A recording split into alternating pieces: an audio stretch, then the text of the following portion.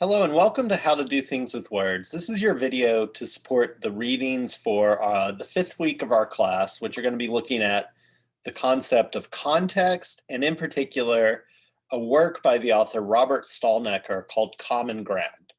So essentially in this piece, Stalnecker, who is a very eminent linguistic philosopher working at Massachusetts Institute of Technology, he may be emeritus now. He's quite old, I think, but he really made these kind of groundbreaking discoveries and approaches towards the kind of philosophy of linguistics, particularly the philosophy of pragmatics.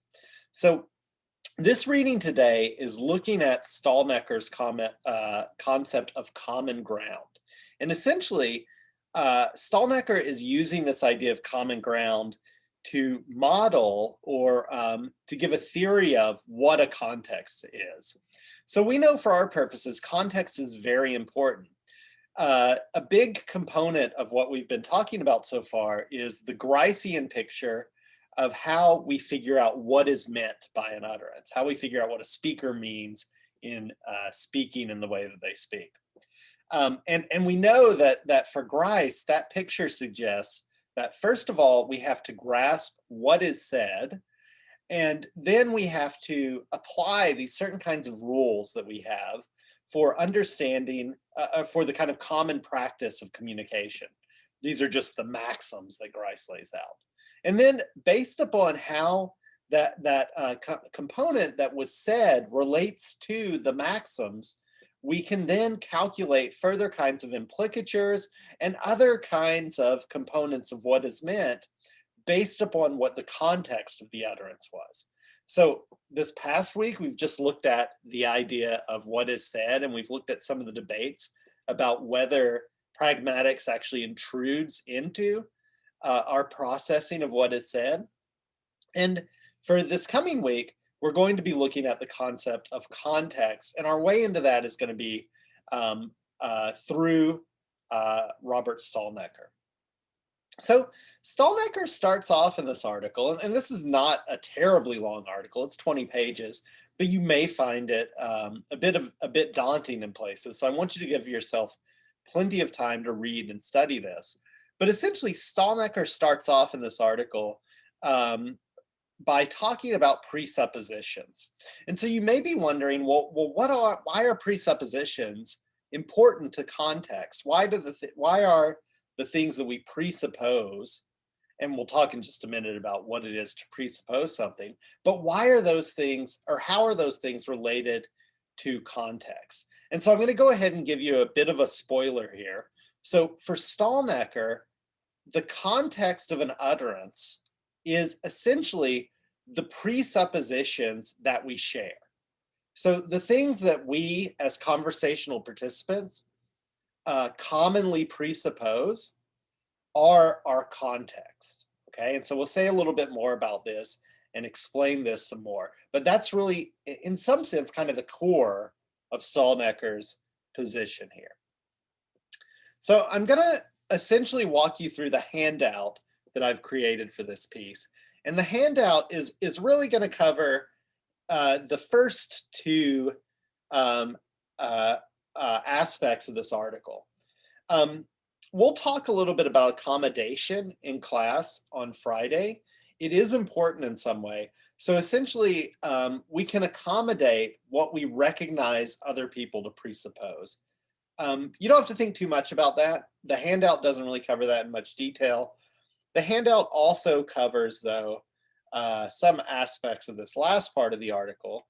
So part 5, section 5 on acceptance and belief. I do want you to read the whole article and to think about it. But this introduction is kind of going to cover some of the groundwork that I think will get you started in thinking about this article. Okay, so as I mentioned, Stalnecker starts out discussing this kind of concept of common ground by thinking about presupposition. Presupposition is really kind of the cornerstone of how he's thinking of common ground or context.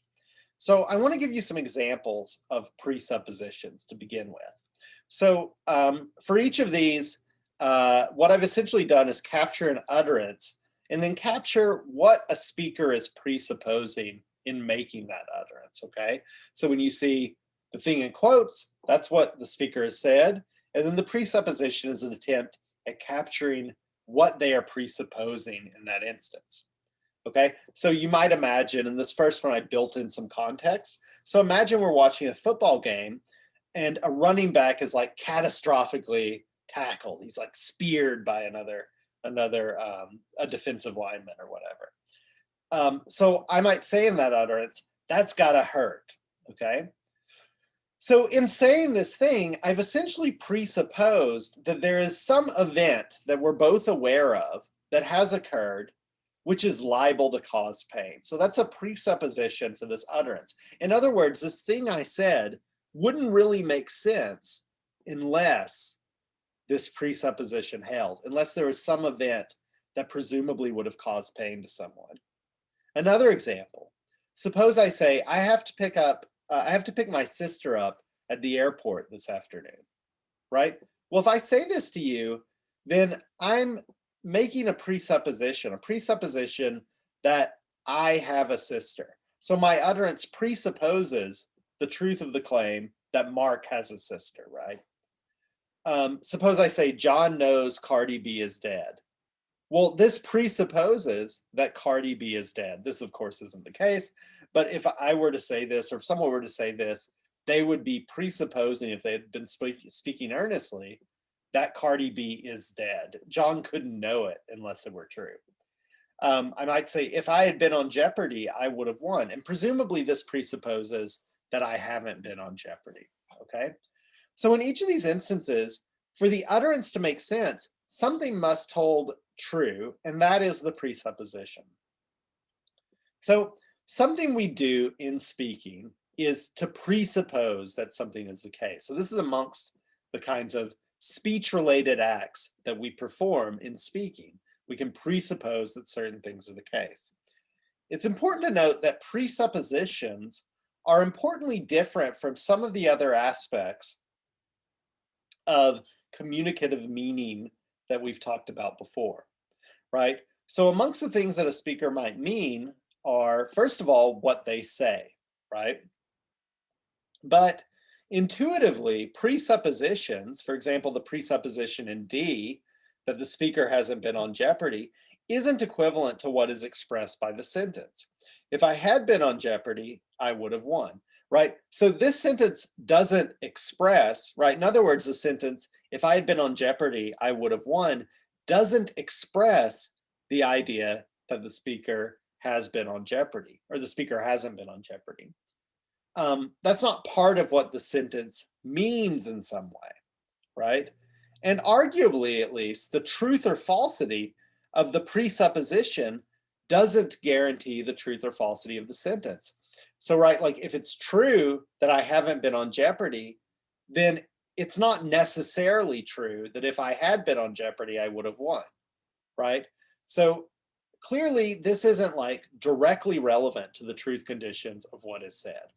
So it seems like our presuppositions aren't part of what is said, okay?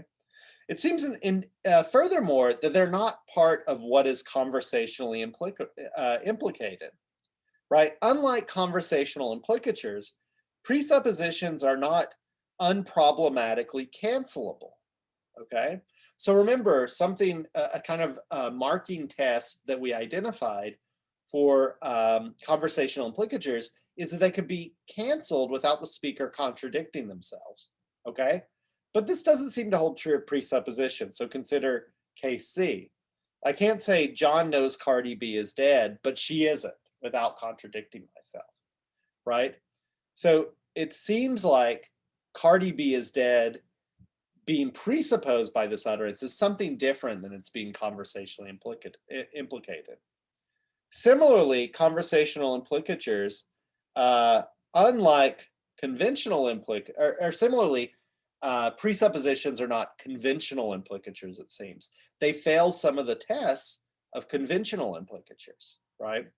Remember, one test of a conventional implicature is it's detachable. If you change the words while keeping the same propositional meaning, then the conventional implicature, unlike a conversational implicature, should go away. But that doesn't seem to be the case with these utterances, right? So again, imagine we have the utterance, John knows Cardi B is dead. Well, I might replace all of the components of this with completely different words, but which convey the same thought. So suppose the John referred to here is John Dreher, the emeritus professor in the philosophy department. So I might say, Dreher has justifiable true belief that Belcalis Almanzar is no longer among the living. So each of these words has a distinct reference, or is distinct from the words that appeared in the original sentence, but they pick out the same objects, right? Like Cardi B's real name is Belcalis Almanzar, right? No longer among the living means the same thing as dead. Dreher picks out the same person as John. So in this case, we have preserved the propositional meaning, and we still have the presupposition here. This still presupposes that Cardi B is dead, or that Belcalis Almanzar is dead, right? So it doesn't seem that presuppositions are conventional implicatures either, okay?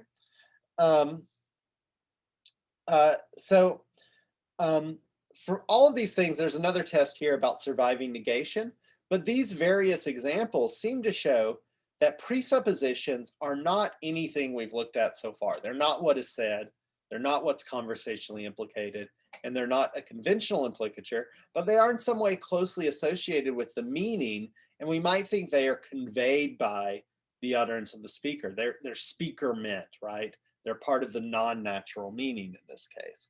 So what are they? So we need to think about, like, what are these presuppositions?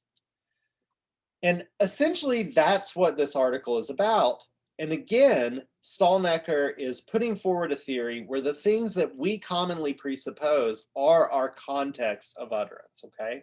Are the context that we, as conversational participants, are operating in. So I'm gonna go through this quote from Stalnaker at the beginning of this article, page 701. And we're going to talk a little bit about this, and then we'll talk a little bit about what he thinks common belief and common ground are. So here's what Stalnaker says. When speakers speak, they presuppose certain things, and what they presuppose guides both what they choose to say and how they intend what they say to be interpreted. So much is obvious, but what does it mean to say that someone presupposes something? Speaker presupposition is a propositional attitude of the speaker. But I and others who have emphasized the role of speaker presupposition in the explanation of linguistic phenomena have been vague and equivocal about exactly what propositional attitude it is. So I want to pause here and say a word about this kind of term of art that he's talking about, the idea of a propositional attitude. So what is that? Essentially what a propositional attitude is a mental attitude that we as minded entities take towards a proposition, okay? So I might, for example, believe, that's the kind of attitude I can take towards a proposition. I might believe that Biden won the election legitimately, right? So I'm taking the attitude of belief towards this particular propositional content. I can believe different things as well. I can believe, for example, that pizza is delicious, okay? So that's to adopt a different propositional attitude, or the same attitude of belief towards a different proposition. But I can also adopt different mental attitudes towards propositions. I can presuppose something. I can presuppose that Americans will be able to travel to most countries by the fall, right? In presupposing something, I'm not necessarily believing that it's the case, right? Presupposition, like, I shouldn't have used that one there because that's actually what we're trying to explain, right? But instead we can say, I can assume that Americans will be able to travel to most countries by the fall.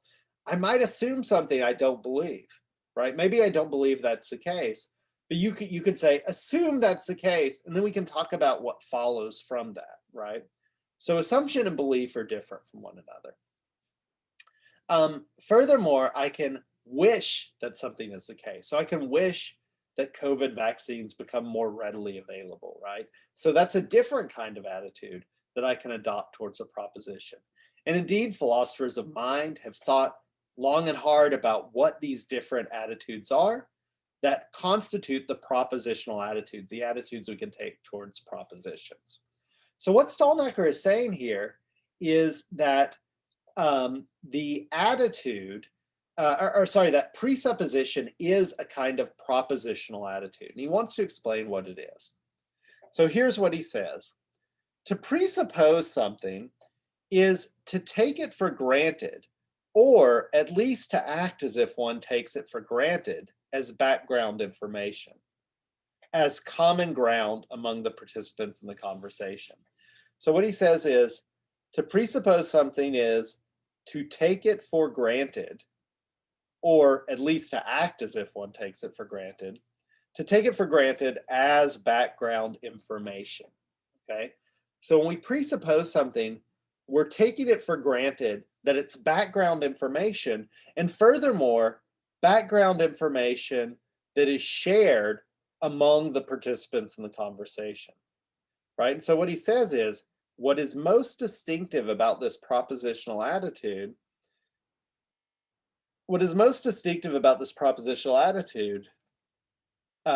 is that it is a social or public attitude.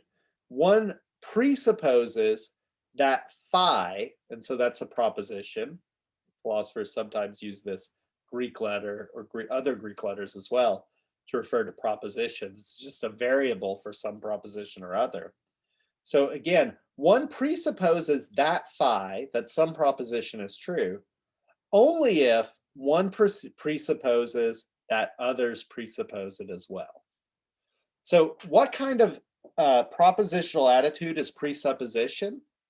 Presupposition is the propositional attitude, is a social propositional attitude. The propositional attitude of presupposing that others presuppose something as well, okay? Presupposition is the propositional attitude of taking it for granted that myself and others think this thing holds, okay? And so that's what this view really is at the bottom of it, okay? And here you might think about some of the other things that Stalnaker says about presupposition. I want to skip down though to point 3 on this handout. Okay. So in effect, Stalnaker thinks that when we presuppose a proposition, we adopt a certain attitude towards it. And the attitude that we adopt is the attitude of taking it as shared amongst us, as part of our common ground. And so now we can ask, well, what is the common ground? What does that amount to? And Stalnaker in this piece, at least initially in the second section of this piece, he wants to put forward this idea of common ground in a somewhat simplified way. So he simplifies the concept of a common ground, of something that's shared amongst us, the attitudes that are shared amongst us, to the idea of common belief, okay? So he's going to lay out common ground, talking about common belief, but remember that's a simplification. It's not quite the same thing, but it does make it easier to understand. And so that's how I'm going to talk about it as well. So what is common belief? Well, a notion of common belief, Stalnaker says, can be defined for any group of believers in the following way. So here's the way. It is common belief that phi, and again, remember phi stands for some proposition. It's common belief that phi, among a group of believers, if and only if all believe that phi, all believe that all believe that phi, all believe that all believe that all believe that phi, etc. Okay? So something is part of our common ground if we all believe that all of the members of the group believe it, and we also believe that they believe that all of the members of the group believe it. And because those things are sort of reciprocal relationships, there's a kind of regress here where we just keep believing these things, right? If you believe that everyone believes it, then you believe that I believe that everyone believes it, and so on, right? So there's a kind of regress that gets started here. But the important thing is that it's this kind of reciprocal relationship of believing that everyone else believes it, and that everyone believes everyone else believes it. So I want to make some quick notes about how belief is operating here. And I want to say, first of all, that when we talk about belief in this context, we're not talking about a current belief, okay? So our current beliefs are the things that we're like actively thinking or actively believing in this moment, right? So I'm actively believing in this moment maybe that this introduction of common ground is going too long, right? But that's not the kind of important notion of common belief here. Instead, what we're talking about here is passive belief. So the things that you just that are known to be believed by you, you know, the things that you would be thought to assent to if they were to come up. Okay, so they don't have to be things that we're currently thinking about. Right. And in particular here, I want to say that Stalnaker, I think, is also assuming this concept of closure. And what closure means is that you believe the implications of your beliefs, okay? So people who are committed to the idea of closure believe that you believe the implications of your beliefs, okay?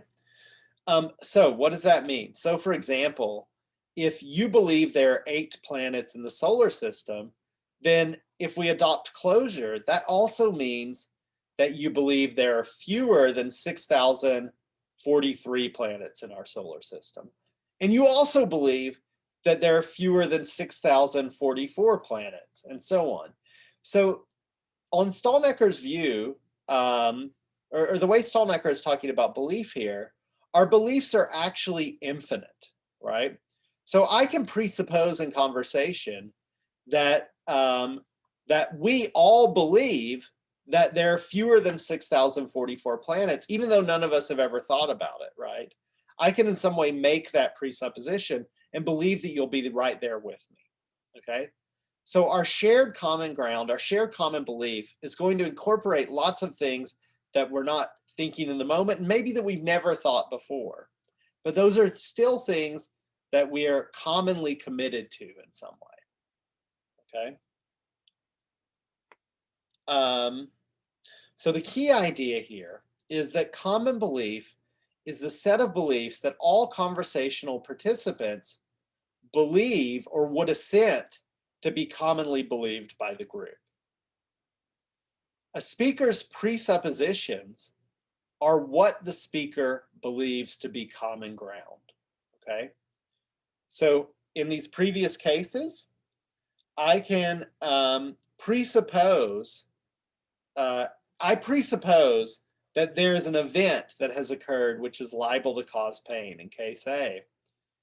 And what does that mean? Well, that means I am supposing that we all know that this is the case, that there was an event that caused pain. We all know it because we're watching the same game. I assume we all saw it, right? So I assume it's part of the common ground in that case. Stalnaker has a kind of operator he introduces for what presupposition is, right? So we can sort of break down presupposition in the following way. We can say that C is the common ground or belief operator. So for example, if we have C lowercase p, all that means is that the proposition P is part of the common ground. So we're going to treat C as a kind of operator for the common ground. If we have this construction, CP, then that just means P, proposition P, is part of the common ground. Now we can say that BA is the belief operator. The belief operator for Alice. So we'll suppose A stands for Alice. So now we might say that B, A, comma, P means Alice believes P. Okay. So if all of that is true, then we can construct the following kind of complex operator, BAC. And what this means is that Alice believes something to be part of the common ground. Okay. And then with that in place, we can say BACP means Alice believes P is part of the common ground. And that same operator, BACP, is going to be equivalent to Alice presupposes P. So if Alice presupposes P, then Alice believes P is part of the common ground. Okay. So we've seen now that we have reduced the idea of presupposition to the idea of placing something within the common ground. The last point I want to make is just about this diagram. And so this diagram hopefully will give you a kind of schema of this. So we can imagine A, B, and C are in a conversation. A, B, and C may make presuppositions. So they may presuppose things that are not actually part of common belief. Okay. So suppose that each of these circles, or these oblique circles here, these ovals here, gives us what is presupposed, what each of them is taking to be shared by everyone else. Well, what is the actual common ground are actually only the things that match, right? So in this case, each of these speakers may be making lots of presuppositions about what is common belief, and they may be wrong about all of those things. So we can be wrong about what is our shared beliefs. Our common belief or our common ground are going to be the cases where our beliefs about what is shared actually match what is shared and what others believe to be shared. Okay. All right. I hope that's a good introduction to this piece to get you started on it. Read carefully, think about it. Again, remember, common belief is not quite the same thing as common ground. There are instances where we can, for example, assume or suppose that something was the case. And, maybe we do this in philosophical arguments where we assume something is the case to show that it would lead to a absurdity, and therefore that thing might be rejected. This is something we do in logic sometimes. It's called a reductio ad absurdum argument. So if we do that thing, right, we're assuming something that we don't actually believe because we're going to show it's false in the end. But we can take that for granted together and show what follows from that. So we can presuppose something that isn't actually believed. We'll talk more about this next week. I'll probably give you some assignments that relate to it in your homework and group work. But I hope this gets you started on this piece, and I'm looking forward to talking more about the really interesting ideas that this Stalnaker piece brings to the floor. And this is the last kind of theoretical component. We'll be moving on after this to talk about specific topics that exploit all this theory we've now built up. All right, have a nice weekend. I'll talk to you later.